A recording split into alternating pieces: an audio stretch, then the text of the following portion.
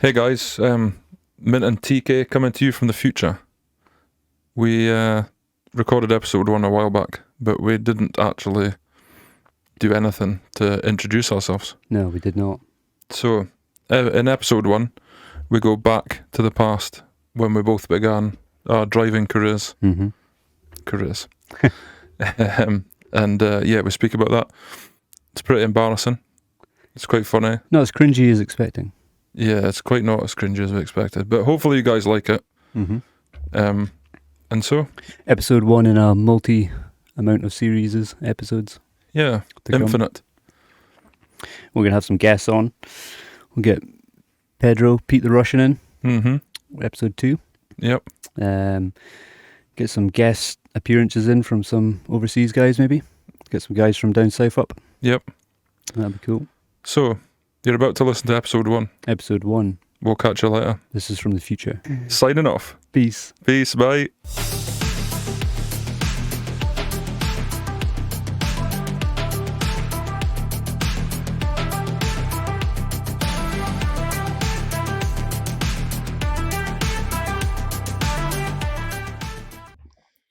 Welcome, Faco, to our first Minty.Fresh TV podcast. Welcome, Mint.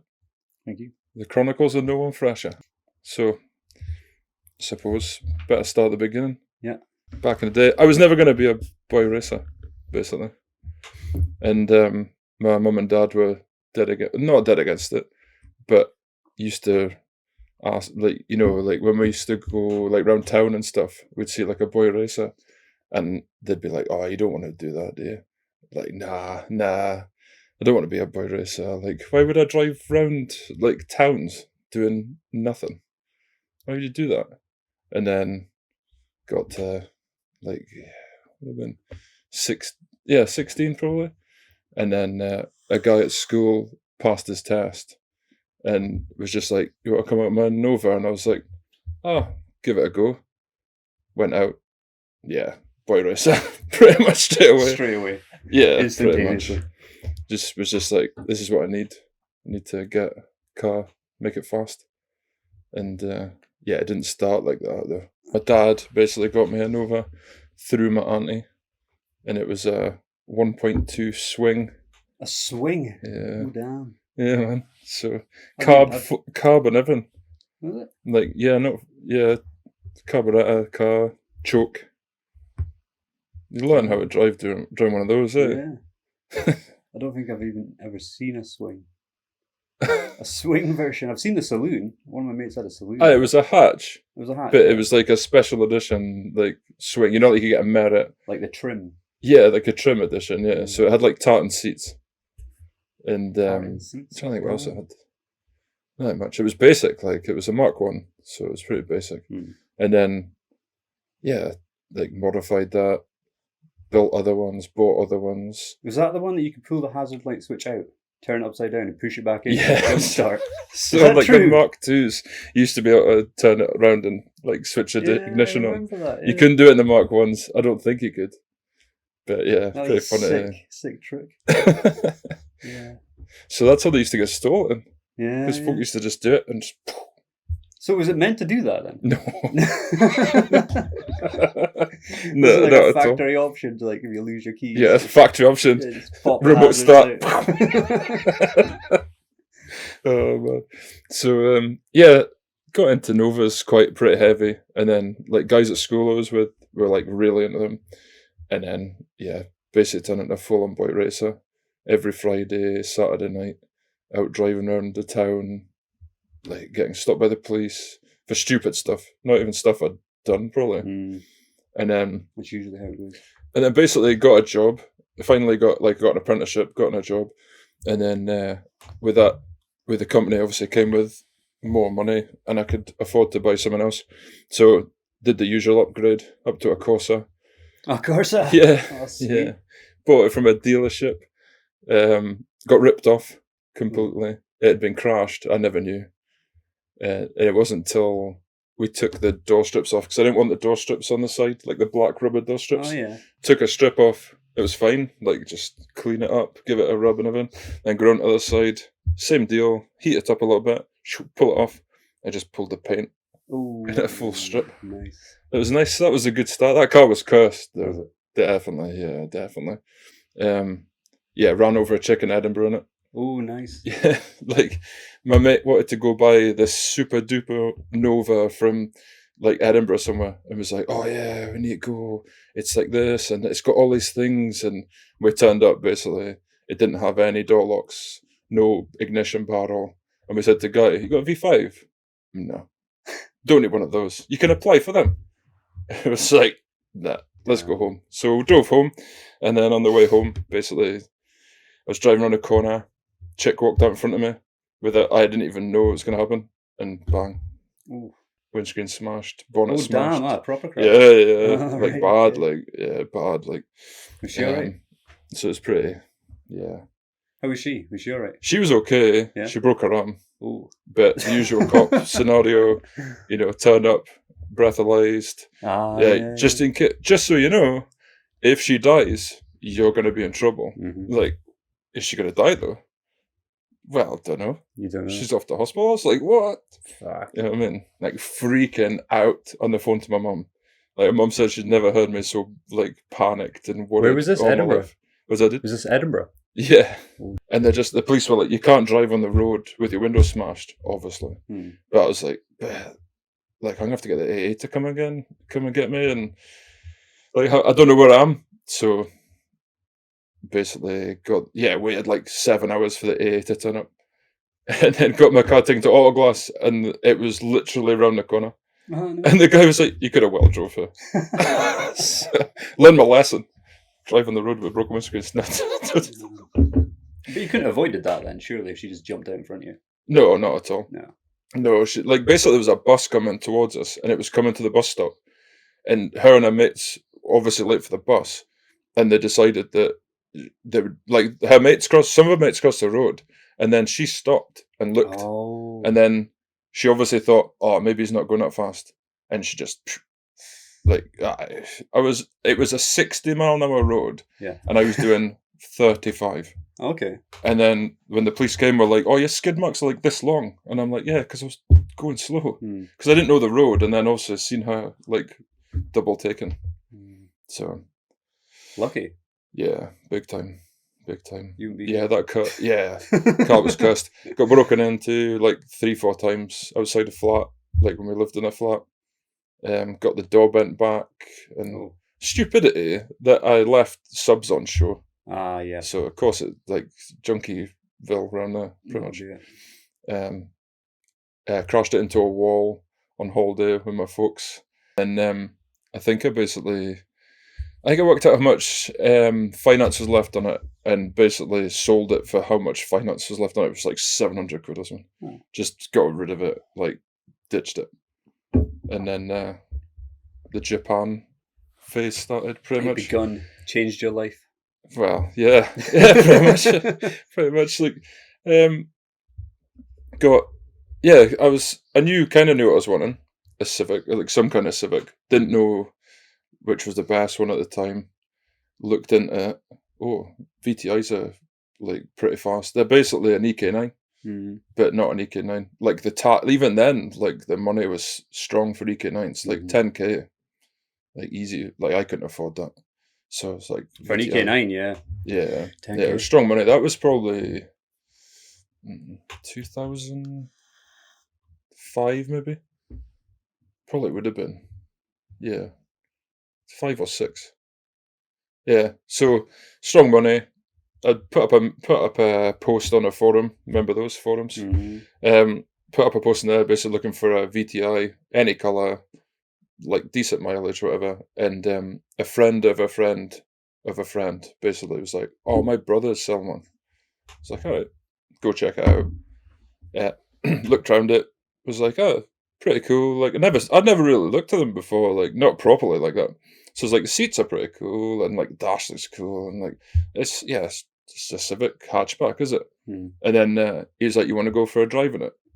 It's like, he's like, "You can't drive it because are you insured?" And I'm like, "No." He's like, "Sorry, I'll just I'll drive it."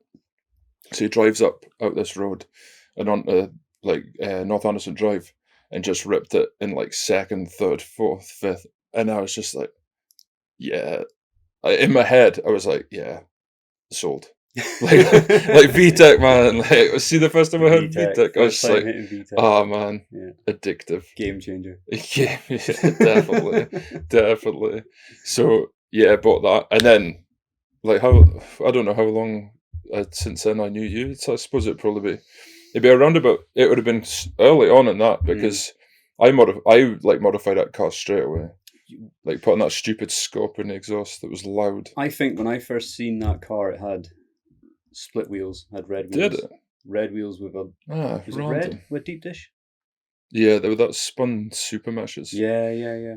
I thought you'd seen it before then, because like for a while I ran about on like with halo headlights, the fake like carbon fiber Lexus lights, the VTI wheels, and then it was like 30mm lowered all around or something.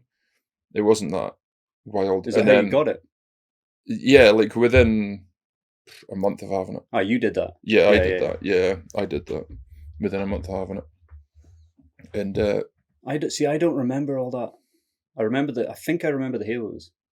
I think I remember the halos, but because for a while I didn't have the halo. Like when I went to the red wheels, that's when I went for like the EK9 lip and the normal like standard headlights and the standard tail lights, and then obviously the usual spoiler tilt. Yeah. You know what I mean? And then it was 60mm or 70mm, I think, by that time on the spuns, and then and then obviously I had the V2 AEM intake and the plug cover, Megan manifold, like straight B, like decap pipe, like B pipe type thing, out to that Scorpion.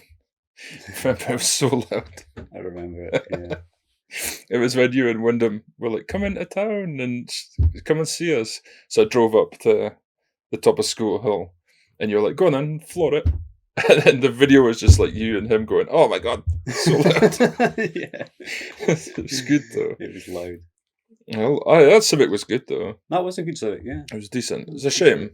Had the same usual Civic thing Rust. that the arches go and yeah, and then so after having that for 18 months, 2 years maybe, I decided it was time to go turbo, and so it was like, what will I buy? Like S bodies then. I wasn't like, even though like I suppose you were still in your Civic though, right? At that point. Because I got the Evo before you got anything turboed. Yeah. Yeah. So like S bodies weren't a thing to me. The only thing I contemplated Supras, FD RX-7s, and then Evos was the three things I contemplated buying. And I put myself off a Supra because it was rear-wheel drive, and I was like, I'm going to die in the snow. But I was still driving solid 10, 15 miles each way a day to work. So, yeah, I was like, nah, it's not a good idea. And RX-7 was like, it's rear-wheel drive, so I'll probably die. And then if I don't die, the engine will die first. But, you know, it's proven now that rotary engines are pretty reliable. I think so. But and then it's like, if you don't keep them, treat them right, you're done. But then even back then, there wasn't exactly that many people touching them here. No. Not that I knew of. No. There was a few. There was a couple dudes, but we didn't know them. No, we didn't know them. No, there was guys who had RX-7s. So basically I went down the Evo route, and then I looked into Evos, wanted an Evo 4 or 5, pretty strong money. Not now, not compared to now, but again, it's like I didn't want to spend 10 grand on a car, so Evo 5s, 4 or 5s were out, and then I just happened to look back at like the earlier Evos. I was like, oh, actually, Evo 3 looks cooler than the 4, and then found out, everybody asked like, why did you pick a 3? Oh, and it's because mechanical diff, driver's car. But it's not really. It's because it was cheaper, and I think it looked cooler at the time. Yeah. So looked for a few. UK, like there were obviously Japan imports, but there were UK cars, like they'd been here for a couple of years, had modifications, and then came across a company that was doing. Like if you come, like now it's obviously quite common to go to somebody and you tell them what you want and they find cars for you. But at the time it wasn't. You just bought the stock or nothing. Mm. So this company were advertising that they could find cars in Japan. And so I said to them, like, Evo 3, here's my budget. Not really worried about mileage as long as it's okay. And same with the modifications, not worried if it's high. Like, I obviously wouldn't get one highly modified for the money, but whatever mods it came with. So a few back and forths, and then the car that ended up being my car was the one, like, I got sent this pictures, and it's owned by this guy in his 40s, and it's garaged, and it's never seen a winter, like usual story you get from relatively low miles. I think it was like 100k, so 60,000 miles. Speed lines, Bilstein suspension, and apart from that, untouched. Oh, I had a Jasma, like some kind of Jasma, like road legal exhaust. So how long had that been here then before you got it? It literally came in the country, and so I had to sell the Civic. This is another story. So I had to sell Civic to pay for the Evo. So I paid a deposit for the Evo, and then always knew that I'd sell the Civic because it's pretty easy to sell at that time. So I listed a Civic with the Evo was on a boat, and it was gonna be delivered like 2 weeks time. So I listed the Civic for sale, the price. A guy straight away, I'll buy it. But the only thing is, I don't have the money right now. I need to get the money. Okay, fair enough. Like, what do you think? Well, I need a deposit. So he gave me like a grand deposit, so that covered my deposit for the Evo.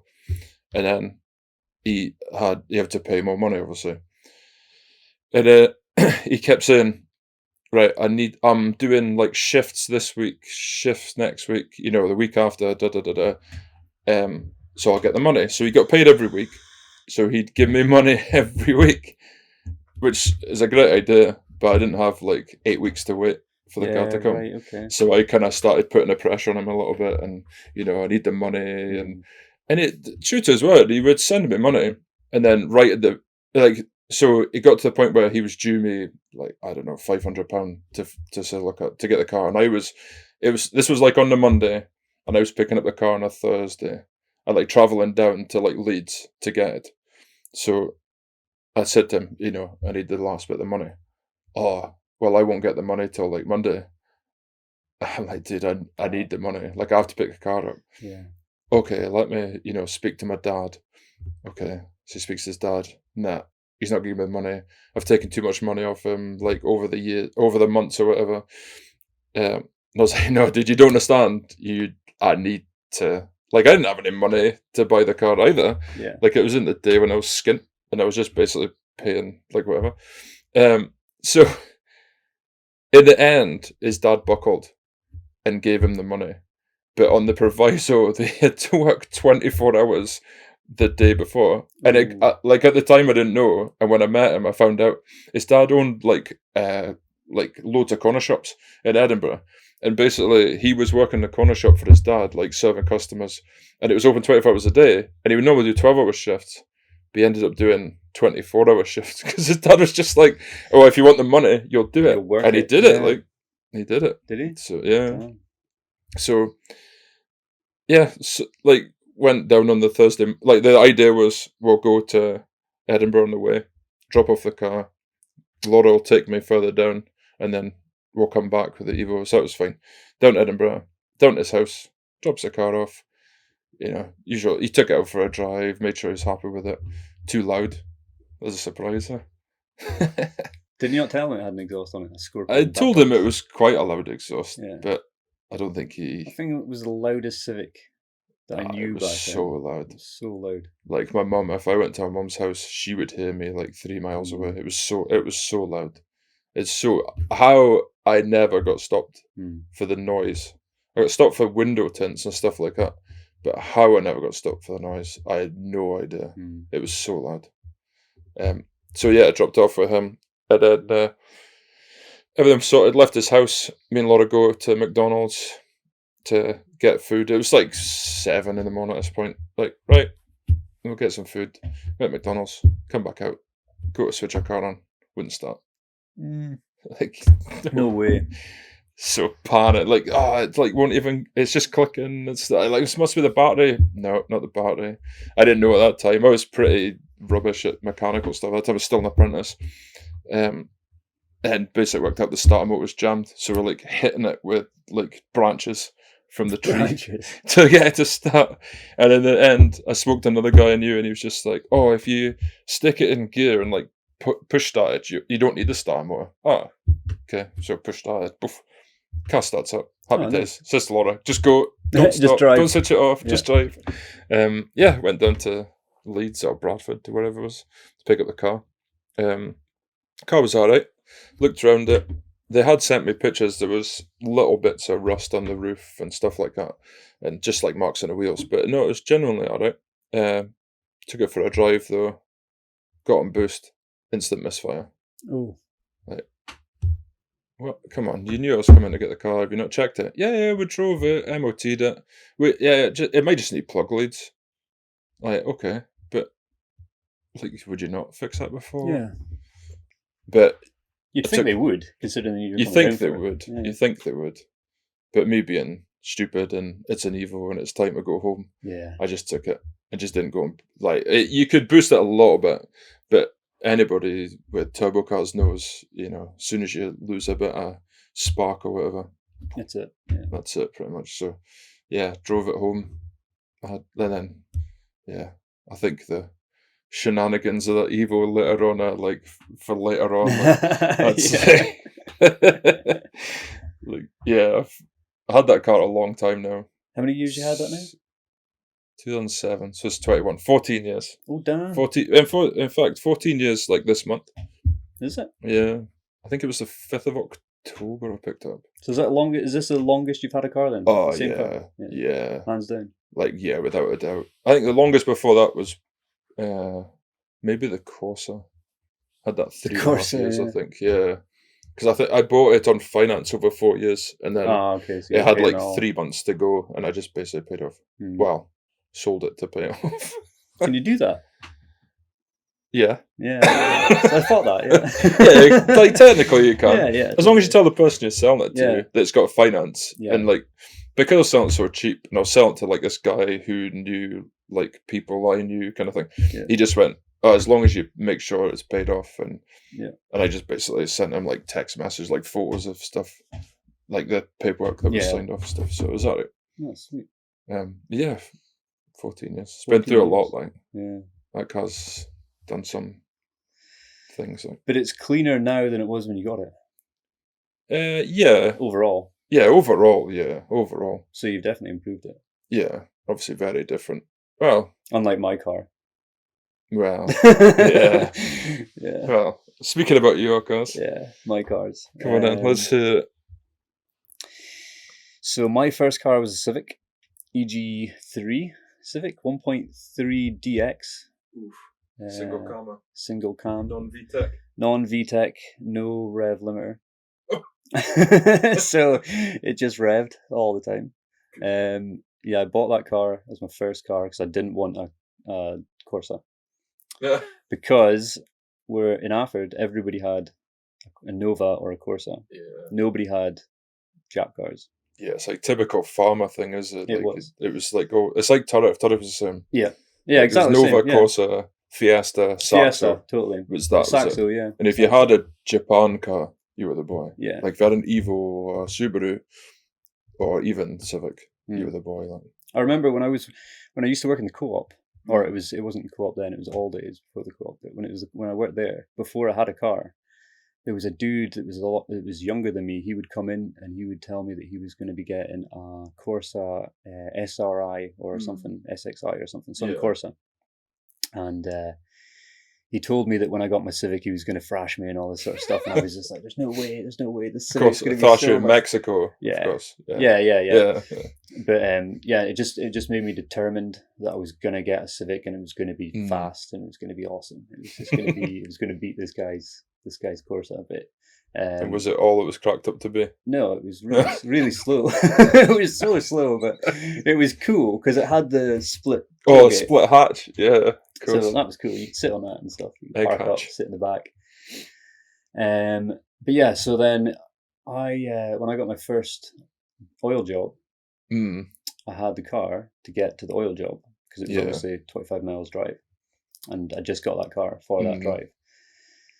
And then a week before I started that job, I wrote the car off. Crashed it into a bridge, didn't you? Into a bridge, Yeah. Sideways through a bridge into one side of the bridge and then into a field the other side. Yeah. Was that because somebody said you could go through there flat out? Yeah. Yeah. I remember this story, very vaguely. And I didn't know how to drive, so I was just nothing's changed.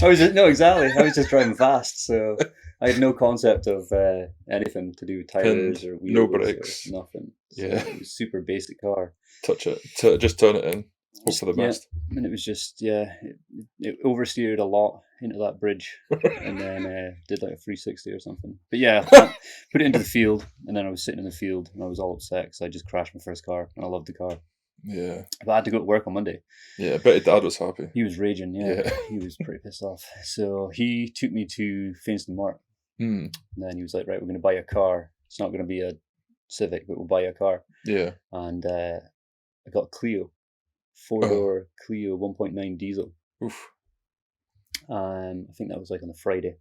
Been a good power upgrade though.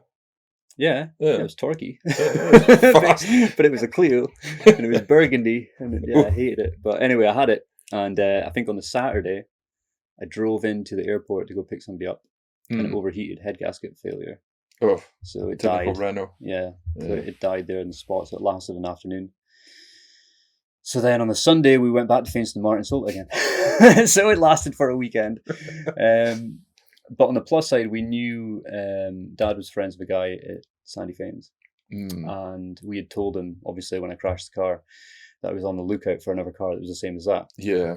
So he contacted me and told me that he had come across a Civic exactly the same.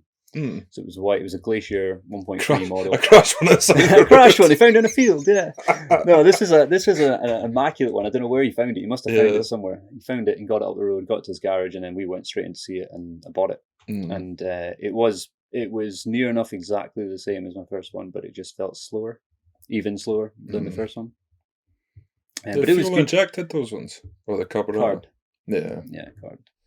Yeah, that'd be why it was slow. Yeah, it was super slow. Yeah. But it was the shape. It was like that EG shape was just it was iconic. It looked cool.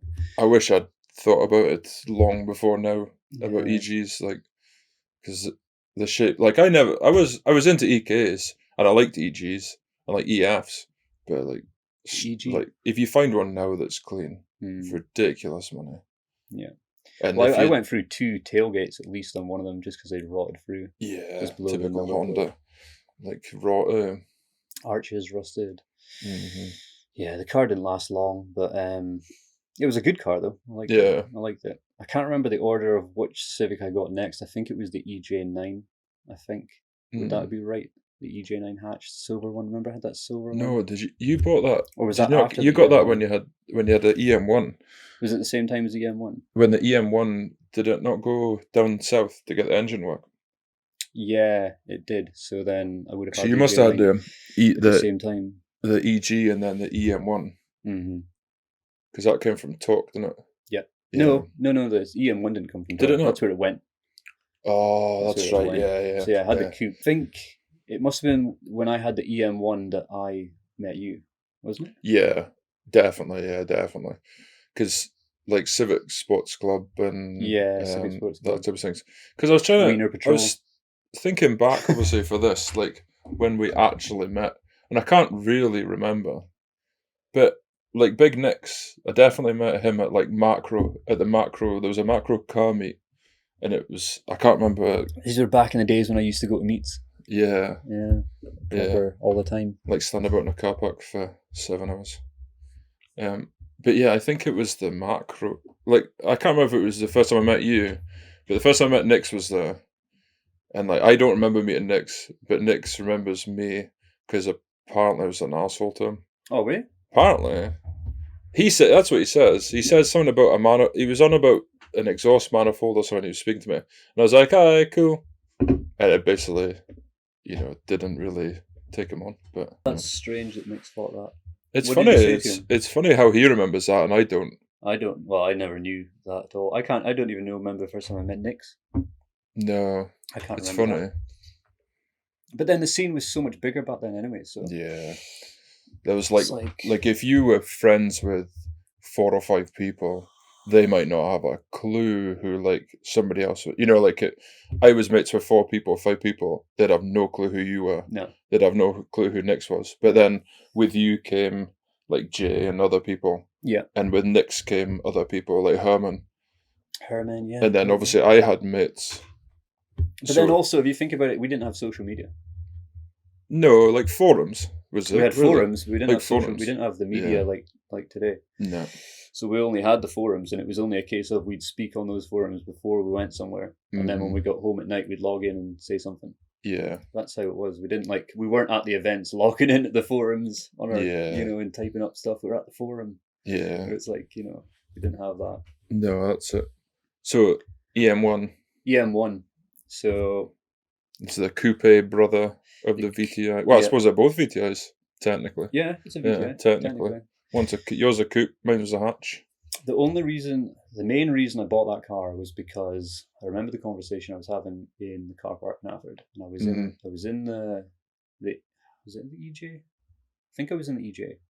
I feel like I was in this EJ before the EM1, Maybe it did, I don't know. because it was cheap.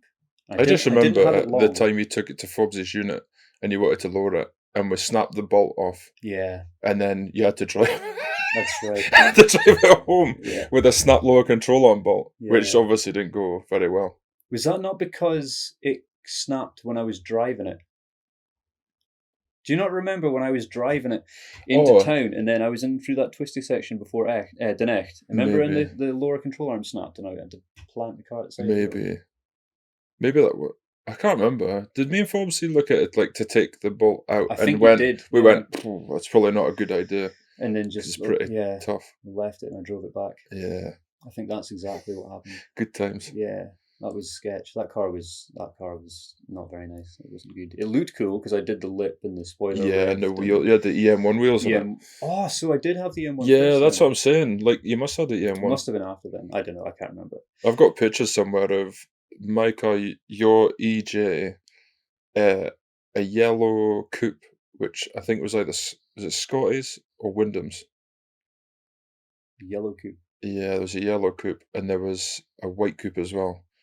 That was maybe that. I can't remember who it was. They were in the Denburn car park, like some random meet we went to, and we all parked up. I can't remember that. Mm. That's not that. Yeah. Oh man. But I don't remember where I got that car or when I got it. But I remember before I did get it, the M1, it was a debate between a Jordan and an EM1, and I wanted the Jordan because it was yellow and it was a VTI. Oh man. And it was rare, but it was expensive. It was about $2,000 more expensive than an EM1 back then, and I couldn't justify the extra $2,000 for a Jordan when I could get a coupe. And I remember somebody saying to me that like chicks dig coupes, so I was like, I'm getting a coupe. So I was like, VTI coupe. It's like you didn't see them; they were pretty rare. No, like of all, like even when I had Civics and stuff in Aberdeen, there was like the Rover style, the MB2s were there, MB6 or MB6, yeah, that's it. There was a few of them. Like Laura's brother had one, a red one, and like Jordan had one, and then there was like there was an EM2 coupe, which is like the newest style. There's a red one, a black one, and then there was your one, pretty much. My one and then Cam got his one, so then there was two taken about. Yeah. That EM1 was really good. It was a good car. Clover green pearl. That was it. Till you blew it up. Till I blew it up. Blew that B16 up. The indestructible B16. Yeah. Not so indestructible when you don't put oil in it. No. Totally died. Totally exploded. Yeah, it did not last. And then it went down south to an unnamed garage, and then got a B18. That's right. Fitted. To which it only lasted for a day, 2 days. Yeah. And then I think in the end I went back to sticking a B16 back into it. And by a garage in West Hill, they stuck the B16 back in, remember? Yeah. And then it was all sweet But between this time, I was going to Japan. Yeah. So this was when I was, 17, 18 or something? Yeah. And like the plane at Japan with the Honda thing. And The Honda actually thing going to was- Japan Yeah, well, and that seeing the was truth. that was why I went there. Remember? Yeah. I went there the first time we went there. We went to Spoon Sports in Type 1. This was before like loads of foreigners went to Spoon Sports. Type Yeah. 1. And yeah, I just was buying bits for the Civic direct from Spoon HQ. And it wasn't until that trip that I'm fairly sure it was that trip, because I went there with Scotty, Yeah. and that was the same trip that we went to go and inquire about street drifting, because it wasn't like we didn't know anything about drifting. No, at because that point. like UK drifting at that time, like for people who don't know, was probably very early days. Like I think they call it UK Championships one. They used to wet down the track so that people could drift in it. Like Phil Morrison was like an OG of that, and there was some other guys that were like big into it at the time. Like, but now it just disappeared. But yeah, drifting wasn't big there at all. Not for us anyway. Not in our scene. We No. didn't know. We didn't know any drifting people or anything. We didn't know anybody really with even rear wheel drive cars really. Yeah. As such. Other than was that Cavi not, or was that 4-wheel drive thingies? What do you call them? Boy from the forum. Because that's the other thing. Like before the social media days, we had the forums. So that's what we were doing. That's how we knew each other really. Knowing about stuff from Japan was all through magazines. Yeah, magazines. Yeah. Like you bought Banzai or Japanese Performance or whatever. It wasn't like we didn't even know of anybody else really going over there to do anything. No. Per se, not on the regular anyway. Like be coming back with any info on what was happening. So it was like it was uncharted territory. Yeah. But like after that first trip and seeing drifting for the first time properly, that was what made me decide to sell that Civic. Yeah. For something else. But I didn't know what the car was. That was the funniest thing about it. Yeah. It's like I saw there's a whole story behind it. I sold that Civic, or traded the Civic in for the S15. Yeah. Got the S15. So when did Talk have that as stock? It was. I don't think it had landed. Okay. When I had inquired about it. You kind of said to them, I want because S15. I had said to them, "Oh, this is what I want," and I think they'd said they've got one coming. Yeah. I'm fairly sure that's how that worked. So then when it arrived, they registered it, and then I went down and traded in. Yeah, with its Veilside wing. Veilside wing. Aero though. So bizarre. Spec R Aero. Yeah. Spec R Aero, Veilside boot wing. Exhaust. I think that was it. I think that was all it had, wasn't it? Yeah, probably. Yeah. Yeah. Remember the wing? Wing, I've still got it. It was so bizarre. Such a bizarre wing for a car that had no other body kit on it. No, I know, but I'm fairly sure the guy that had it in Japan had the full Veilside kit on it, took the kit off to probably fit elsewhere or sell elsewhere, and just thought, I'll just leave the wing on because it's been bonded on or whatever. Yeah, because I had those weird wheels as well, because I didn't have the standard Spec R wheels. I had those like slim spoked ones with the hole, where there was a cover went over them. Remember? No. Oh. It's your car, bro. I know. I'll need to find old photos of it and see if I can find them. Yeah. But it's funny with that car though, because I remember like you getting it, and like we've obviously got photos of it together on like a drive at your dad's and stuff, like mine and like the Evo in your car.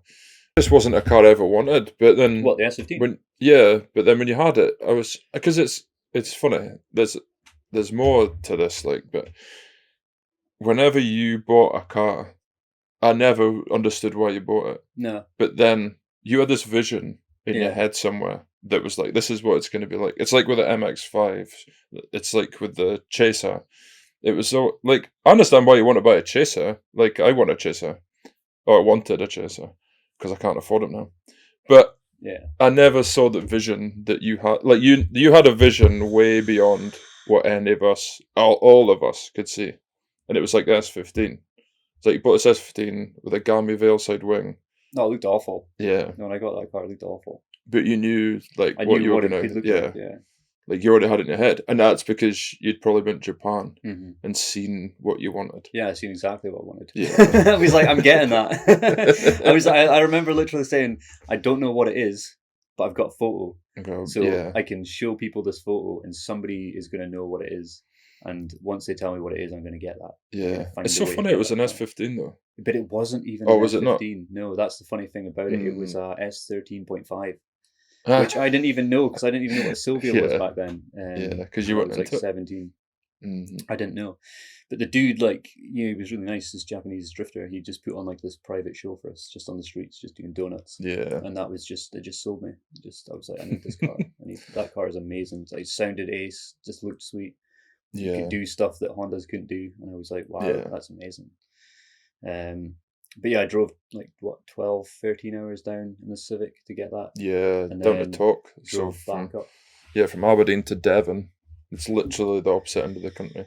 Yeah. Which is a It's long hell way of a for drive. us We stayed UK the night, people. went down with my parents, stayed the night, Yeah. and then we took it back up the road. And my mum, she sat in the back, and there was no footwell space in the back, so she had to sit like Across both seats. Across both seats on the back, the whole like to the 12 hours back up. She's like, "No, it's fine. I'm comfy in here." Like, sitting. Feel like a bed. Yeah, it was. It was kind of like a little bunk bed. Yeah. Yeah. It'd have been on like its stock suspension, so it'd have been nice and bouncy. It was super not like soft. Yeah. when you ended up slamming it and ruining a perfectly good car. Yeah, I ruined that car. But when I drove it back up, I remember thinking to myself, it was wet. My dad was like, "Oh, you can go faster than this," and I was just like, "Oh no, I've heard these stories about rear-wheel drive cars, and it's raining, and these rear-wheel drive death it's got traps. diff and stuff. So I don't know, it might like just like spin out or something." He's like, "Don't be stupid, just drive, it'll be fine." And then it was at one point we switched over, and he drove it for a bit up the road with you there, and I fell asleep. And then I woke up and looked over and was just like, "Whoa!" I was like, "How fast are you driving? You need to slow down." And he's just like, "Oh, you're awake. Oh, right, okay." He's just like, "Oh, this is a good car, this." He's like, "This is probably the best car you've ever had." So it's the best car I've ever driven. I was just like, "Yeah, you like it?" I was like, "Damn, you're driving it fast. Okay, cool." But yeah, it was sweet. That was a good car. That was a really good car when I bought it. It's funny that car snowballed. Yeah. Like pretty quick, did it? It did. Like you had the Rays. No, the Volks. Volk GTNs. Yeah, the Volks had a Volks on it with a standard aero. Yeah. Which at the time everybody was like, "Oh, yuck." I know. Standard aero. See now though. But that's the thing though. Still, like everything I've done with cars, people have said, "Oh, it's shit." Yeah. Or I didn't like it. Like throughout the whole time until I'm finished, and then they're like, "Oh, okay." It comes back to my whole thing though. You're too far ahead of the curve, I think. Yeah. I think that's the problem. Like the S15, like nobody had an S15 here. Remember, like a lot of people said a lot of things about the fact you had an S15. Yeah. Like when people had 13s and like 14s were expensive. Like a lot of people were like, check your boy, like check his oil boy in his S15. Like mum and daddy's probably paid for it. And it wasn't true at all. But it was that job, that oil job. Good money. Good money, young, no outgoings. It was like I could save up, I could buy it, and then before I knew it, I was like, sweet, I've got it. And it's like it wasn't even like a thing back then. It was like money seemed to go further at some points. So it was like, but I was warned. I was told beforehand that you're gonna get hate for having this and only being like 18 years old or whatever, 18, 19 or something. But it was fine. I just did it anyway, and then took it to Crail. Yeah. Bit like before I took it to Crail, it was just in Mexico. When it was in Mexico, we were just doing it on the street. Yeah. Because I needed to figure it out, and I wasn't going to drive all the way down to Crail to figure it out. Yeah. And obviously drifting in Mexico isn't the best idea. No, we wouldn't recommend that. No. But drifting in Mexico doesn't, like, drifting on a track or an oval or whatever, you could be a lot more aggressive. For sure. That's the thing that I didn't realise until years afterwards, was that it wasn't until you're on the track where you're deleting so many elements of surprise. So you don't have to think about oncoming traffic. You don't have to think about deer jumping out in front of you or rabbits. You don't have to think about... Mexico. Mexican rabbits and Mexican deer. Yeah. You don't have to think about any of that stuff. When you're on the circuit, you're just focused on driving. And then the thing that becomes important more so is your seat bolstered enough so that you're not holding onto your wheel when you're drifting, because you don't want to be moving around. Yeah, because the faster you're going, more angle, more you don't want to be hanging G-force. onto the steering wheel. Like, I still see guys today driving around in stock seats, and it's like, you should swap that out, bro. It'd make a big difference. But anyway, I had that S15 for a while, quite a while. I don't know how long. I went through a few forms. So went through a few standard forms. Aero wheels, Yeah, Uras. Uras kit. I've got a funny story about First the Uras Uras kit when came you in. fitted it and smashed it 4 hours Yeah. later. Yeah, literally. Right in front of me driving the Evo Well, in Mexico. It was the photo shoot. Yeah, we did went to do first photos. proper photo shoot. So Yeah. got the kit fitted, took the Kinghorns, spent a fortune getting it painted. It was looking amazing. And then we took it to the Toge and then did the photo shoot. Photo shoot was all sweet. And then it ran was a like bank. ran a bank. And took the middle exploded right the out front of it. end, like front bumper just went boom. And then it was like, no way. It was when you No stopped way. and you were like, "Oh, is it bad?" And I walked up, and I literally was laughing like this right now. I just couldn't believe what I was seeing. Like, just the whole lip bit smashed off, like in 7 bits. And we just basically grabbed bits, chucked some in the Evo, chucked some in your car, and then just drove home. But then we Yeah. stopped, and I was like, "What's your dad gonna say?" Because you just spent this like absolute fortune. You're like, "I don't know. Find out, I suppose." Find out, yeah. Turned And up. I just remember he was washing his car, Yeah. and you came in the street with no like half a front bumper, Yeah. and he was just like, "What have you done? Yeah. What are you doing? He was- Oh, you just wasted money." Yeah, he was not happy. He wasn't happy. Yeah. I can see it now. I can see his point now. Like, Oh, I spent yeah, a dude. fortune on that and just destroyed it in Yeah. a matter of hours. But It's alright though, because you'd seen loads of Japan videos and stuff where they tied up their bumpers. So yeah, that was it. You just that was it, drove. and that was Yeah, that was I think I've got a photo of you doing that. the first ever time. I think so. Yeah. I'll have to see it. I've definitely got pictures of you doing it at Crail Hmm. when you smashed your bumper. And then it just started from there. Then it was just every time it got Yeah. smashed, it just got fixed that way. Slammed. Slam it as much as I could. That was my sort of thing after that. It was like try and get it as low as I Yeah. could get it. Cheat lows as well. Kit Yeah, and lows. cheat lows, kit lows. But to be fair, it was pretty low. It was pretty low. Even yeah. though, like, it did scrape, like. For back then, it was pretty low Mm-hmm. for us. Yeah. But like the problem with that car was, as much as I loved the car, I knew how much money was tied up in it, Yeah. and I knew as well that if I properly crash this, then I'm losing a lot of fucking money. Yeah. Even then, like, what was that? What would that be? 2012, maybe? Maybe. Don't know. Yeah, they were strong. They were strongish money. Strong money. Yeah. Because they were still relatively new. Mm-hmm. Was that yours was a 2002, wasn't it? No, 99. Oh, Mine 99. was a 99. Okay. Yeah, so still 13 years old. Still Mhm. strong. Yeah. It was good money, yeah. Mm-hmm. But I didn't have the skill for the car. Like, in terms of drifting, I didn't have that skill level. So Yeah. Some would argue you still don't. I would probably argue with that. Especially now. Yeah. Now. You've been out the game a while. Been out for a couple of years. Mm-hmm. But yeah, I didn't have any like enough experience to be using that car, and like it didn't. Yeah. It took a while. Like I could drift it, but like not. The car was drifting. It wasn't me doing the work. The car Yeah, was you doing weren't the work. controlling it. You were just. The car was doing it Yeah. all. Like, it made it look cool.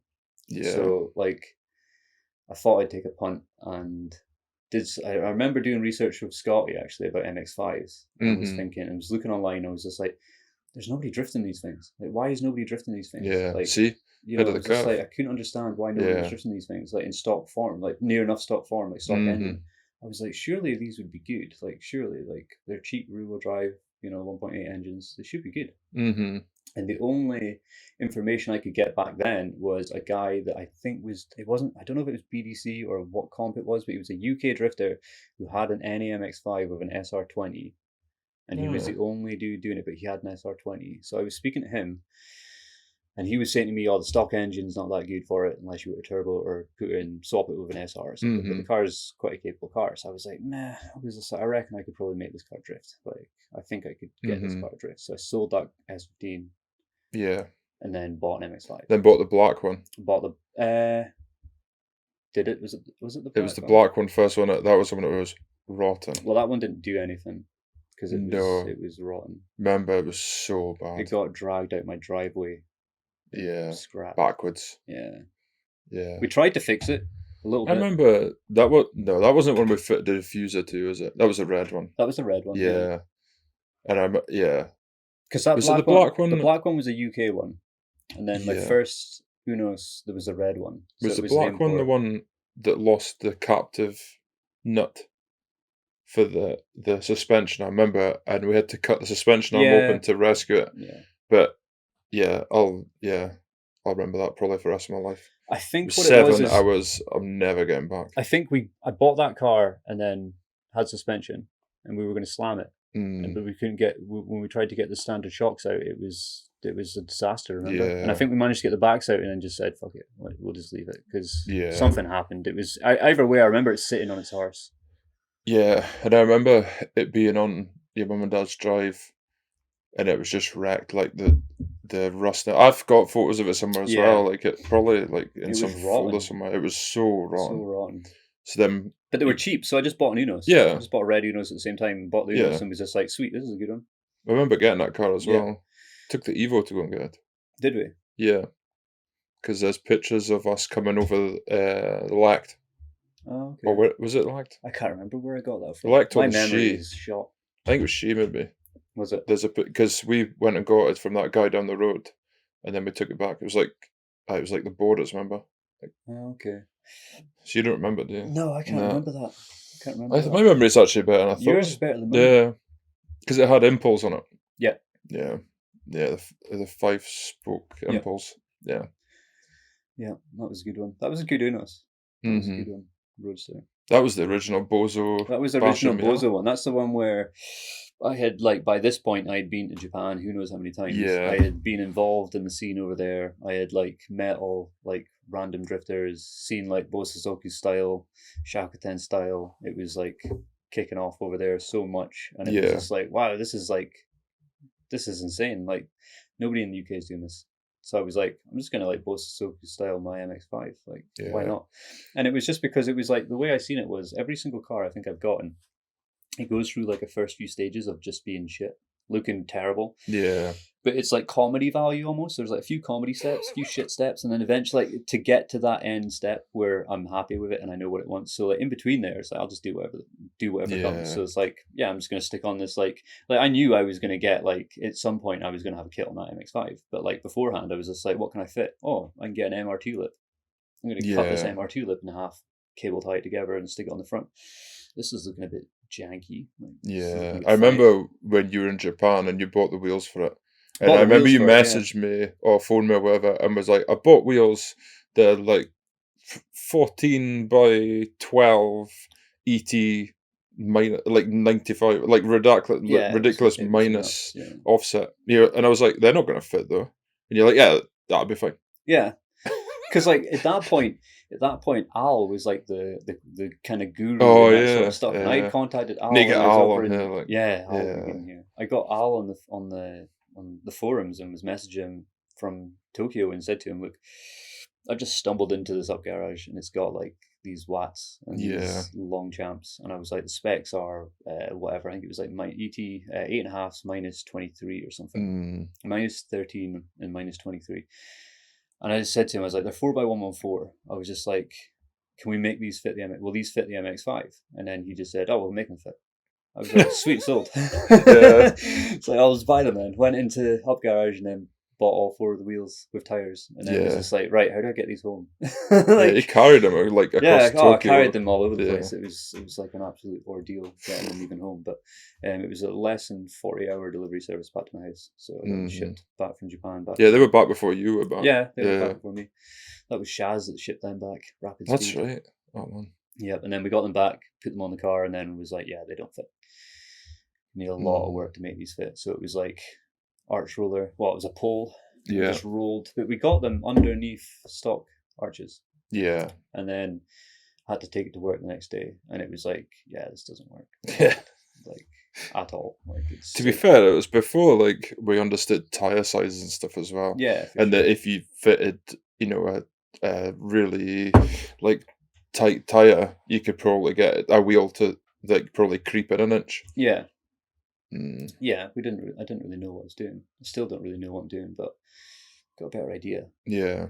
But yeah, we made them work, and then I bought over fenders. Well, not over fenders, but like Yeah, like the those- plastic yeah, archy those things. fiberglass arch things. Bought them, fitted them, and then got overs for the back. And then I sold those wheels, and then bought watts. They were in 4x100 fitment, only 8.5s. They were ET zeros. Yeah. Remember them? The ones I've got now.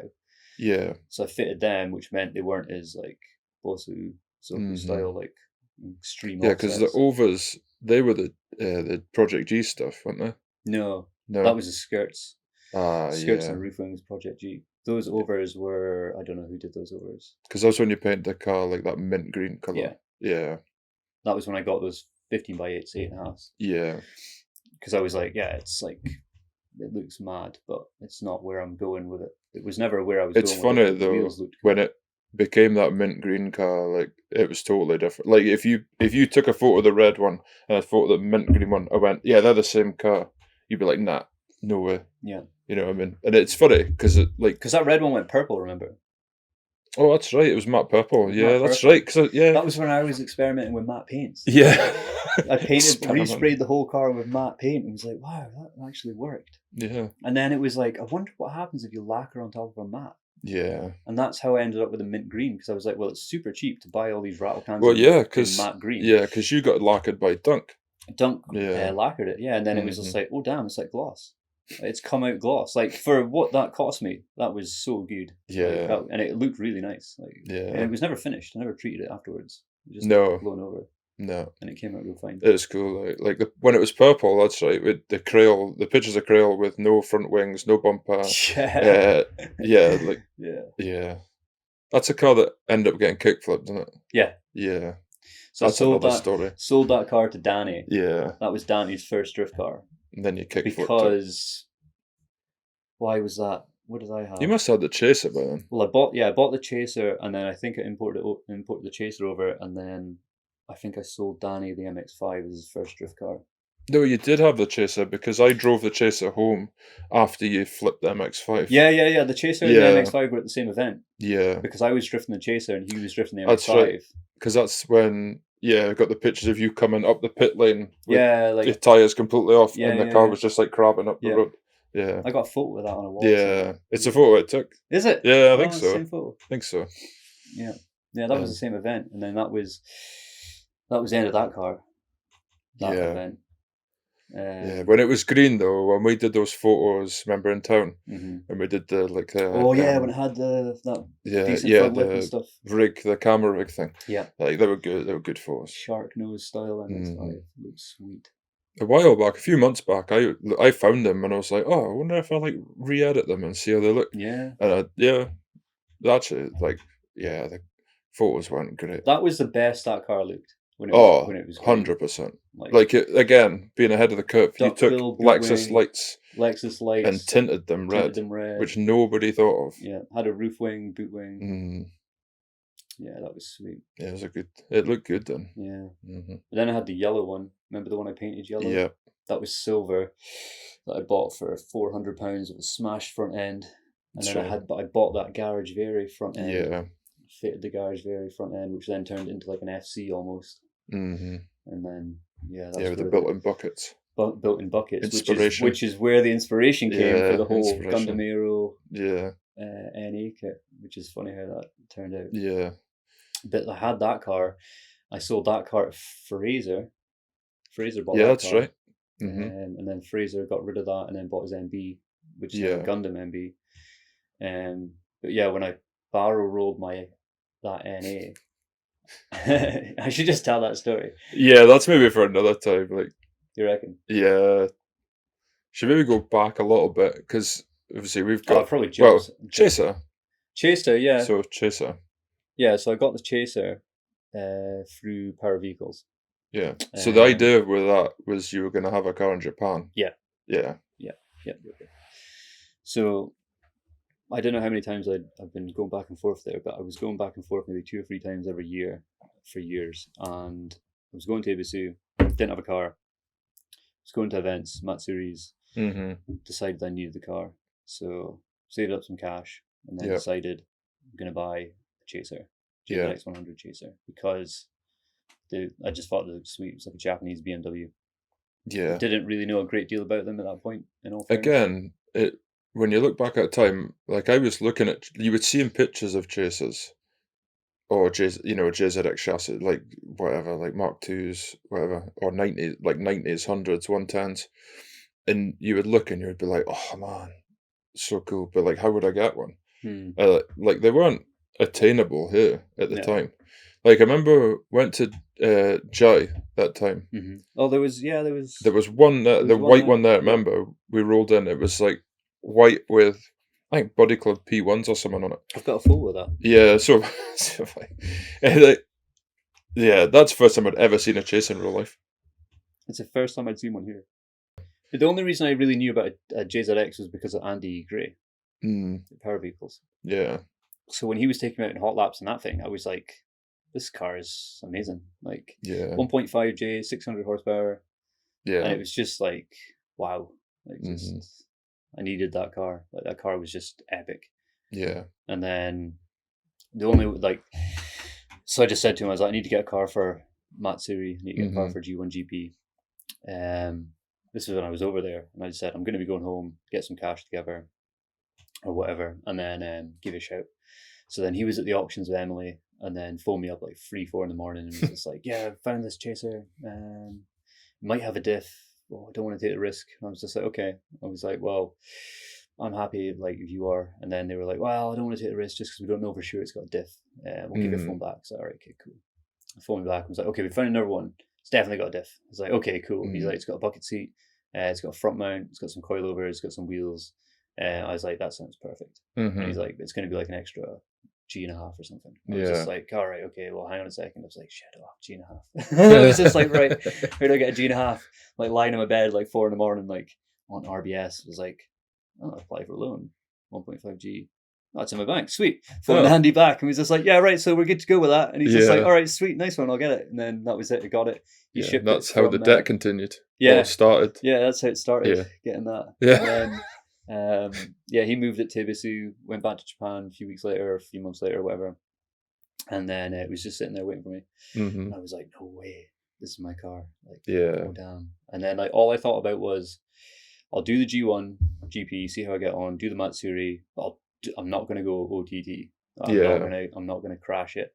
I'm going to take the car home and I'm going to sell it for like more than just spent. Yeah, that was my plan. I remember you having a plan of selling. That was my plan. Yeah, I was like, I'm going to sell it to make a chunk of change. Then I'm going to use that money to pay off any bills or buy another car or whatever. Yeah, or Japan trips or whatever. Or more Japan trips. Yeah, or pay even the Japan trips off. You know, it's just like one or the other. But and then my first lap on school course, I crashed and then smashed front lip and was just like, right, well, I've kind of started this then. Yeah, too late now. Too late now. So yeah, I didn't really think about it after that when I was there. In all fairness. Again, naive though. I'm not going to crash this car. Like I'm going to drive a Bisu G1 GP, like Matsuri, and you're not going to damage it in any way. Yeah, I didn't think about that. No, I didn't think about that. I just thought, yeah, I'll just not go full balls to the walls. I'll just like take it chill. Yeah, that'll be good. Just do like a few like kosher entries to chill out. But it wasn't like that when you're in it. You're just like just like foot down. When I first got the car, it was over boosting because of the boost controller. It was boosting to almost 2 bar. That's right. Hitting fuel cut, and I couldn't figure out what was going on. I didn't know anything about it, and it was overheating and all that sort of stuff. And then this was just when Alexei was kicking off with his Noriaro, and Alexei was there. He had a JZX at that point. Yeah. So he had said, "Oh, disconnect this, and your aircon fan's going to run all the time." I was like, "Okay, sweet." So he helped me out with that. And then I said to Andy, I was like, oh, this is over boosting. And he was just, I don't really know much about it. Just disconnect the boost controller. So disconnected the boost controller or whatever. We got about to stop boost anyway. And it was sweet after that. Totally sweet. Yeah. It was super slow. Like it felt super slow, but it wasn't hitting fuel cut or boost cut or whatever it was. Yeah. So I was able to run Minami. And that was before Minami changed. Run the wall, but I was just like running it as much as I could. It was like, it's funny. It was so like this, like the first competition I've ever done. First time drifting a 4-door turbo JZX. First time drifting like Minami. First time drifting against like world pros. Oh yeah, it was like out of my comfort zone to the maximum. Like dudes now that are like well known. Oh, for sure, yeah. Christian, yeah, totally. Like he's well known. Yeah. Now. At the time, probably. He was just some dude from New Zealand, was he? Totally, yeah. A lot of the guys were. They were just like, a lot of them were regulars. They were just like working in the coal mines or whatever it was. Yeah. And then coming over in their off time. after making a load of bucks and then just hitting Ibisu up for like a whole week, 2 weeks, Mm-hmm. buying cars, turning them into missiles, and then going back home working and coming back and using them until they die, Yeah. get another car. That's all it was. But It's become the thing to do now. yeah, it's like a lot of definitely guys have changed. come up from the States, and they're all buying cars, storing them, stuff. At the time, there probably wasn't much of that going on, was there? No, not like that. Like Andy and Emily's made a pretty good business from that, Definitely. which is wild. Right place, right time. Yep. Like definitely. Mm-hmm.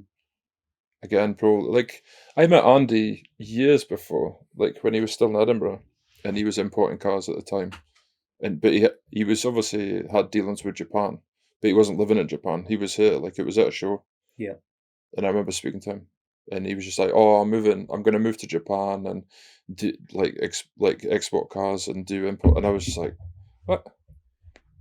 Like at the time, like it didn't exist though, because it's like this is just very pre-Evo. So like I didn't know before until I got an Evo that you could import a car without having to buy somebody's stock. You could actually go to them and go, "This is what I want," and that's what he was doing. He was doing like private imports at the time, and obviously then came the famous photos outside Kazamaroto. Mm-hmm. Like, who hasn't seen that picture of the tiled front door with a car parked in front of it? It was super cool. Like being around there at like that sort of time, because he was hanging out with Kazama and took me there. Got to see like all the setup and show me everything. It was cool. It's a shame we didn't know now. Well, knew then what we know now. If I'd be buying a lot more JZXs. Yeah, a lot of demo cars and stuff. Like, think of all the demo cars that came up for not like cheap, but less. Yeah.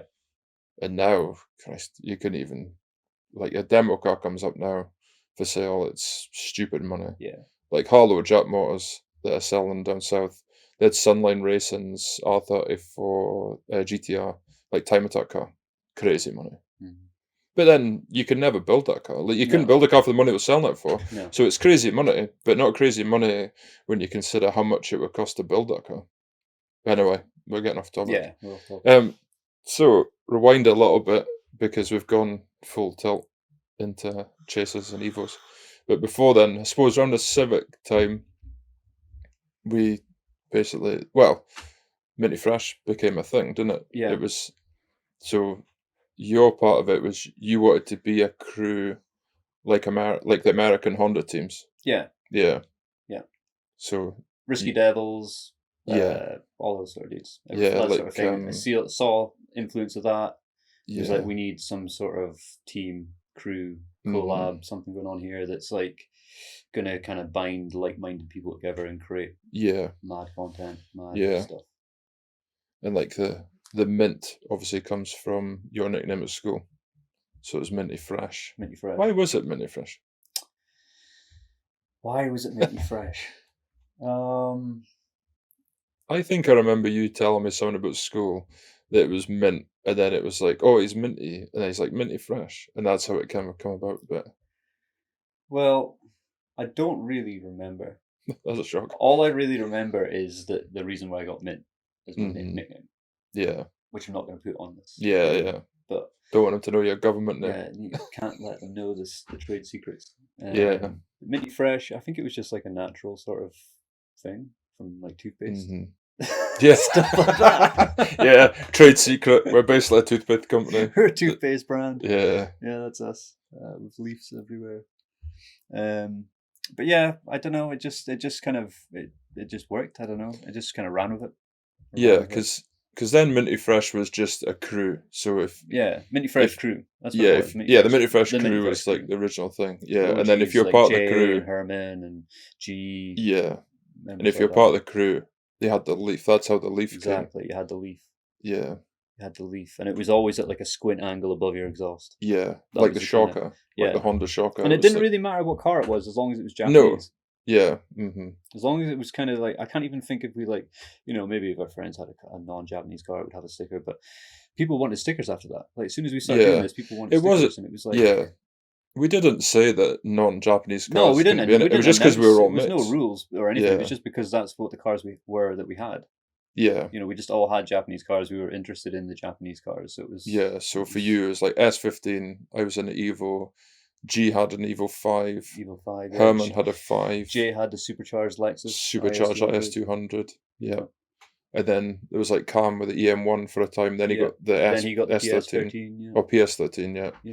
Yeah. Dan, PS13. Yeah. Yeah. And then Jay sold his Lexus. Yeah. Bought an R32 GTR, which was like wild. 600 horsepower. Yeah. Yeah. That was some car. That was cool. But yeah, the Minty.Fresh thing started when we had the Civics. And then ever since the Civics. And it was because of the forums in a way. Like that's how we kind of connected. It was the JDM TAS forum. Yeah, because we had Minty.Fresh as like a crew or we had JDM TAS, which was the forum for everybody in Aberdeen and Aberdeenshire that was like into Japanese Japanese cars, Japanese domestic market, track and street, JDM TAS. That was the acronym for it. JDM TAS. And it was just a forum for everyone in the area who had a Japanese car that could come together at a meet that we'd organise, or there was events on that we could talk about, or if anybody had shit they needed help with, or parts, or anything like that. That's where it was. Or build threads was a big thing. So everybody we were doing build threads.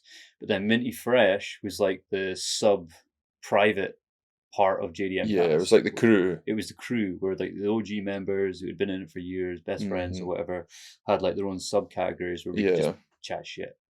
Yeah, basically post up random shit. It was super random. Like because JDM TAS was like the forum, but then we had the street division and the street Togi division. Yeah, Togi division, drift division, or track division or whatever. Yeah, and then I suppose Minty.Fresh was. I suppose people started asking us about stickers and could they get us stickers, and then it got to the point where people we didn't even know were asking us for stickers. Yeah. And I suppose that's where we kind of thought, well, maybe it's a business. Or not a business as such, but let's sell stickers. You can monetize it. Yeah, you can monetize it, yeah. But then, like, also that evolved the way that, like, graphic design evolved and merchandise evolved. So I've always, like, ever since then, I'm still thinking, oh, I want to make that. I want to design that. I want to put my logo on that. And it's just like, oh, I'm going to make that. But I'll maybe never make, like, another one. No. You know what I mean? I'll make, like, one set of thing for me. Yeah. And then somebody, like, the phone covers. Yeah. So I did the phone covers. I did a phone cover for me, and it was like Minty.Fresh phone cover for an iPhone, whatever, like one of the first iPhones. And then all of a sudden, everybody was just like, all these guys were just like, "Oh, that's sick! How'd you get like a phone cover?" And I was like, "Oh, well, I suppose I could get some made." And then just like made like a batch of 20, sold them all. It was like, "Oh, damn! People are wanting some of this stuff." So I wonder what else we could start doing. And then it just evolved from that, didn't it? Yeah, it's how we got into like merch stuff. For definite. It was we had t-shirts of our own t-shirts, yeah, and then people wanted them. But then that started like I've been doing that since school because like when I was in school I started up a little sub brand called Streetworks. And Streetworks was the same idea. Basically, I took the logo, I designed a logo Streetworks and put it on a t-shirt. Yeah, and then sold these t-shirts to all the skaters because I was just like, this is a skating brand.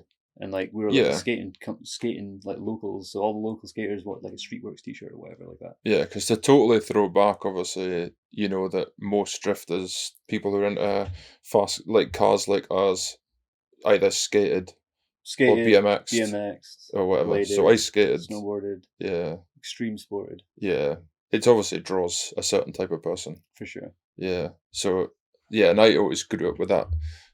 Like the skateboarding attitude to things, and companies existed, and it was literally just some dude who wanted to be in wanted a company. Yeah, just I'll make this company. Yeah, and I suppose that's where it's come from. Yeah, and like people who did that also like wanted to be sponsored. Like it was a thing. Like people were like, oh, I want to get sponsored so I can get like free stuff or free things or get like noticed. Yeah, it's like what better way to be sponsored than to create a company that could sponsor someone. Yeah, that's where the Streetworks thing came from. It's like I'm going to start a thing, and then before I knew, people were like, "Oh, have you got any more T-shirts?" It's like, "Oh, I'll like skate for Streetworks." Like, all right, yeah. Cool.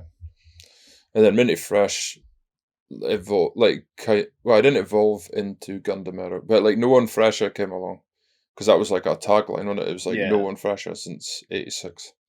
And then no one fresher came around because like no one better. So so Nob from Japan, he was no one better. And I thought that was legit. Like I thought that was a super positive like message for himself to basically Yeah. help manifest his own realities by creating this Mhm. title of no one's better than him. Yeah. And like because we had Minty.Fresh, it was like no one fresher, Yeah. No one fresh on no one us. fresher. So it Although was there probably was. probably would have been Yeah. loads, Like we're loads, pretty. yeah. But you had to claim that title to like Yeah. help manifest it for yourself, Yeah. create your own reality with it. But that's where that came from. No one fresher. Mm-hmm. It's like And a then- spin on no one better. Yeah. And then with the MX5s, you kind of realised you probably wanted to make your own aero at one point. Oh, I knew. Well, man, we were designing aero in Danny's like Yeah. garage back in day one. Like, Mm-hmm. yeah, like that's been going. I was wet laying carbon fiber on Nix's Workmeisters back then. That's right. Yeah. Before that's we right. even made body Yeah. kits. I forgot about that bit of it. Yeah. Yeah. So, Me yeah, and you Danny were decided. experimenting with vacuum bagging and Yeah. we had all the setup catch cans and carbon. We were doing all that stuff. We were way above our depth. We were making Oh. wide body kits for micras and Yeah. carbon fiber roof skins and for that Mhm. micro and stuff before we knew what the hell we were doing. We were Yeah. just I forgot winging about that. Yeah. That was way before Aero. Yeah. The Aero stuff didn't even come along until Pete came along, Yeah. So And then- Pete came along. and then I went back and went to BN Sports. That's only when the Aero kicked off. Yeah. That was when that I can't remember how Pete became part of the crew. No, that's probably. I don't another- really remember meeting him. That's another story though. Oh yeah, totally. I do remember saying to you though, like, just this. Are you sure you want this guy to be part of the crew?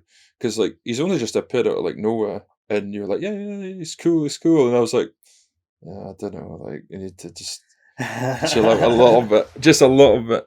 But yeah, Pete's become embedded in the crew, like you know what I mean? He's a core member now. Yeah, 100%.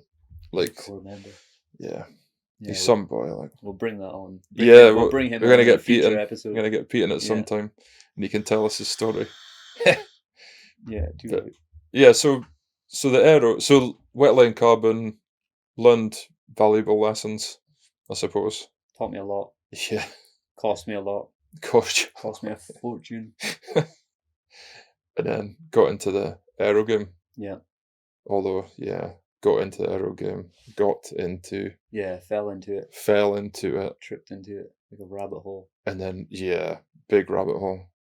Like the first Gundam, well at the time it wasn't Gundam Aero kit, Minty.Fresh kit Mm-hmm. was 2 years in the making. No, I think it was 9 months Oh, I from thought it took way longer than that. from start to finish of the plug. Oh yeah, 9 months for the plug. Yeah. But yeah, that's what I'm saying. It's a couple of like Then from the plug to the mold, and then from the mold to the final part. Yeah, you're Yeah. talking another 6 months. or two, something, yeah, at least. yeah, like year and a half or something. But it was only done in my spare time, so Hmm. um, And still is done. and In still spare is time. done in spare time. Yeah. At one point, it was full time, but Yeah, now it's just part time again. yeah. So for anybody listening, If anybody's listening and they want Aero, please understand it's a part time. Yeah, it's not. and that goes for the stickers and any type, anything we do. Merchandise is part time. Yeah, we have our own When jobs. we have time. Yeah. Oh, I can see you, Faco, loving to weed out all the stickers every day. Yeah, I love Just- weeding, man. yeah, weeding That out. was like my punishment. Yeah. I took that side of Yeah, it, you took that. kind of, because headache. you were doing the aero. Well, you were doing like carbon Just fiber gassing and myself aero. out with fumes. And the Yeah. deal was, I did the stickers, I suppose, and the merchandise part of it, and you were the design. Well, Dude. it helped me. Yeah, of course. It helped me massive because it Yeah. meant I didn't have to sort all the orders for all the stickers and all the t-shirts. And Mhm. you were able to just like rattle through it and get it all Yeah. done. And Well, it's the whole it made point, a massive, like, massive yeah, and it's the difference. whole There's thing no of- way I would have been able to have done the merchandise side and the aero side and No, both working. but It's not that's possible. why we're a partnership. Yeah. It's like a two dude thing. Yeah. And then Pete's like on the And side. Pete. Yeah. Pete, who actually does all my hard work for me. Yeah, yeah, he does. Yeah, he does. Like, you don't need Yeah. to ask Pete twice about that. No, he knows it. I think Yeah. everybody knows it. So Minty.Fresh is Minty.Fresh.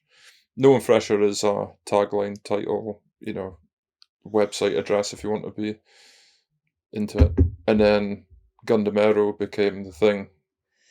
And obviously, going back, you've been into Gundam. Yeah, I've been into Gundam since I was into drifting Yeah, probably made worse by the fact you were going to Japan. since I was going to Japan. Mm-hmm. Gundams are decent over there. Yeah, So they have, they've had 2 1-to-1 scaled Gundams over in Odaiba. Yeah, and so you were both. like you were influenced, I suppose. Like that's how the Gundam Aero thing probably came about. Well, it did come about because it was like a mobile suit. When It was a mobile suit, yeah. Yeah, like It you was change your suit. Yeah, it was a Mhm. mobile suit that was built to withstand asteroid battles Yeah. and deep space Some say Gundam Aero adventures. can. Some say it can.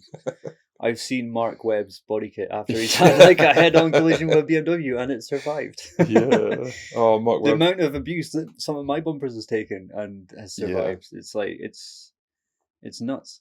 It's very rare to see one like smashed in like more than 3 bits. Unless it's had like 5 drift days. Yeah. And it's been like I've seen absolutely ones you've annihilated. repaired, Yeah. and like they weren't really that bad. Yeah. Like I the mean, one that was on fiberglass is your car. fiberglass. It's going to break. You know, what I mean? Yeah. Every fiberglass bumper is going to break if you're drifting. Yeah. But there is a big difference between some of the bumpers that are out there on the Mhm. market. Like I've seen them. Yeah. I've fitted them. I've bought them. Well, I've seen the the whole- difference between brands. The whole process that you and Pete went through to make the kit was, 3D scanning. Like, I remember when Pete was like, "I'm going to buy a 3D scanner," and I was like, "What? Like, why? He's like, just make the kit to suit the car." No, definitely. Like, you know what I mean? That's Pete's thing. Yeah. He's ahead of like everything, and he reads so much, and he absorbs everything. Pete is the walking YouTube. Yeah, definitely. Or Definitely. the Wikipedia. And I remember him getting the 3D scanner, and he did the 3D scanning, and he made the kit. Well, like, this is a very shortened down version of that. But he made a kit, and the fit is perfect, pretty much. Perfect. Yeah. Like the amount of customers we have that will message us afterwards and just be like, "Oh, I only need one tied up at each side and tied up in the middle." Mm-hmm. That's pretty like it's wild. Like compared to everybody's bought kits off the internet, and they don't fit. A lot of them. Too narrow. Yeah, a lot of them don't. Mm-hmm. A lot of them don't. More than less don't. Yeah. But then, even they're mass produced. First of all. Yeah. They're not handmade, which is why it takes us longer. Yeah. And it takes time. Yeah. But that's what you're paying for. Like it's the reason why you pay money for designer stuff. Plus, also, there's this thing, right, where body kit companies are making a body kit and they're selling the body kit.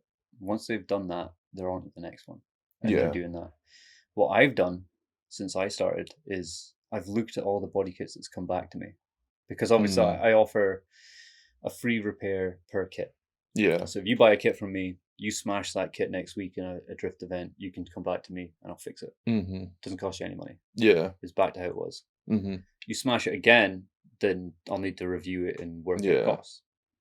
But the reason for that is because when that kit comes back to me, I can look at it and go, interesting. Yeah, That's broke where here it's or whatever. broke. Why is it broke there? Mm. Right, I need to think about that. I need to reinforce that. Yeah. So 9 times out of 10, when that kit goes back to that person after that repair, I've reinforced certain areas. Yeah, it's probably to make sure it's not going to do it again. Yeah. When I make the next kit, I'll think about that. So I'll be like, right, I'm going to just stick a little bit of carbon fiber in between these layers and see how that works. See if that helps it. So it's been a constant development since I started to see how I can make these bumpers last a little bit longer. Because like they're going to break. Like it's inevitable, they will break. But if they can go out and do a whole drift day and get totally smashed and look awesome and get like flaring around, smashing, flying all over the place, and then you can pick it up at the end and put it back in your car and it just goes pop. Then that's a win. Like the bit for me, obviously the funny bit for me is when I edited the gospel video and found the rear cam when your bumper came off and literally twisted, flew up in the air and came back down again, and I was not marking it. Yeah, totally. Yeah. Well, it's like Jacob when he got his kit for his MB2, and he fitted his whole kit and dropped jack on it. Didn't have a wheel on. Yeah. And the body kit took the car. It's fine. Totally fine. He was like, bro, this body kit's just saved my car. And it's like the kit's not heavy, even as a result of that. It's not a heavy kit. No, it's not heavy at all. It's not heavy. So it's like, it's a lot of effort a lot of time and a lot Yeah. of thought, I suppose. And hopefully people see that and think that. I think they do. Like anybody who seems to run a kit seems to know that, you know, like Rory, he got the Altezza kit. Mm-hmm. When he first got that kit, he came up and got it, and as soon as he picked up that front bumper, he was just like, "Oh man, you can feel this is like a good rigid, bumper." kinda. Yeah, it's a Yeah. good bumper. Mm. So I think a lot of guys who own the kits know that it's worth it. Yeah. Hopefully get more. Like once we get some more time. Yeah. It's getting Chaser free time. Aero's in the process. Mm-hmm. S15 is in the works. Yeah. Well, you got to leave it there just now? Yeah, I think that rattles up our first episode. Yeah, cool. Yeah. So hopefully you enjoyed it. Yeah. If you don't, let us know. No, don't let us know. We don't care. We're just going to do it anyway. We haven't got this much effort to not do it again. Yeah. So. Yeah. Hopefully, we'll do more. Yeah. We got Pete on.